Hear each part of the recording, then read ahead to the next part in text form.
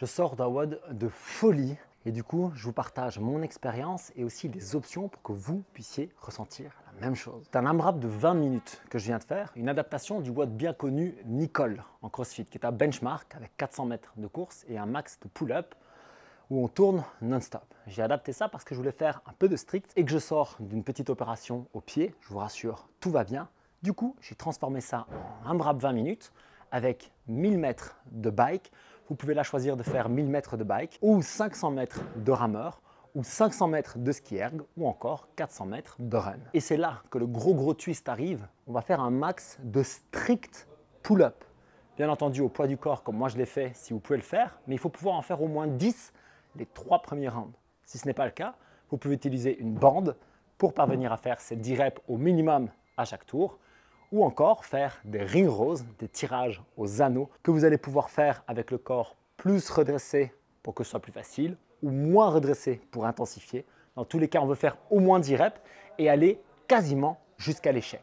Alors pour moi, c'était quasiment jusqu'à l'échec au départ, mais c'était totalement à l'échec à la fin. Franchement, j'étais à l'agonie les dernières séries parce que je me suis mis comme challenge de faire 10 à chaque fois. Et j'ai fait 12 à la première série, j'aurais peut-être pas dû. J'ai fait 6 rounds au total, 10 reps stricts à chaque fois. Et j'ai enchaîné avec 8 keeping pull-up. Ici, si vous savez faire du keeping, c'est parfait. Vous sortez de vos max stricts et vous faites tout simplement le même nombre de reps qu'en strict. Donc si vous avez fait 12 strict pull-up, vous faites 12 keeping. Ici, je me suis mis en challenge lors des premiers rounds de ne pas lâcher la barre, d'enchaîner du strict vers le keeping. C'était très fun et ça m'a défracté. Les derniers rounds, je n'ai plus réussi à le faire. J'ai lâché la barre après le strict et je suis passé au keeping quelques secondes après. Franchement, c'était impossible pour moi de continuer. Si vous n'avez pas encore le keeping pull-up, pas de malaise, on fera alors du jumping pull-up, idem pour le même nombre de reps que vous auriez fait en strict avec la bande ou en ring rows par exemple. En jumping pull-up, soyez toujours certain de quand même avoir une notion de contrôle au retour, de bien sûr vous aider du jump à l'aller, mais de maîtriser cette descente pour continuer à renforcer ces dorsaux. Ça doit chauffer, ça doit brûler, on est bien d'accord.